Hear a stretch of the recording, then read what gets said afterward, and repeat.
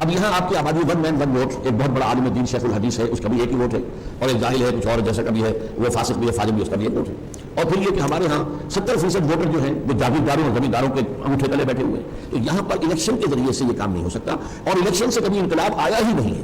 اور سیاست اصل میں آپ سمجھ لیجئے، سیاست صرف انتخابات کا نام نہیں ہے. سیاست کو دو حصوں میں تقسیم کر دیجیے، نظری سیاست، عملی سیاست. عملی سیاست جو ہے پھر اس کے بھی دو حصے ہیں. ایک ہے انتخابی سیاست. انتخابی سیاست میں نظام بدلنا پیش نظر نہیں ہوتا، ہاتھ بدلنا پیش نظر. تم ہٹو ہم چلائیں گے، نظام وہی، تم ہٹ جاؤ ہم چلائیں گے. اس میں کچھ نہ کچھ جو ہے وہ منشور میں تھوڑا بہت فرق بھی ہوتا ہے. اب ڈیموکریٹس ہیں امریکہ کے اندر اور ریپبلکنس ہیں، کیا امریکہ کے نظام کے بارے میں ان کا کوئی اختلاف ہے؟ نظام تو سب مانتے ہیں. اب ہم کہتے ہیں ہم بہتر چلائیں گے، آپ کہتے ہیں ہم بہتر چلائیں گے، ہمیں ووٹ سے فیصلہ کرنا. لیکن نظام بدلنے کے لیے ہوتی ہے انقلابی سیاست. وہ اگر وہاں کمیونسٹ ہو اور وہاں کا نظام بدلنا چاہے، وہ الیکشن میں کبھی نہیں جائیں گے. الیکشن سیاسی کچھ نہیں ہوگا، ہم اس میں ہیں. میں سمجھتا ہوں کہ باشعور مسلمان غیر سیاسی ہو ہی نہیں سکتا، ناممکن. اب انقلابی سیاست عرب جو ہوئی ایران کے اندر، تو کیا آیت اللہ خمینی جو ہے وہ انتخابات کے ذریعے سے حکومت میں آ سکتے تھے؟ سوچیے.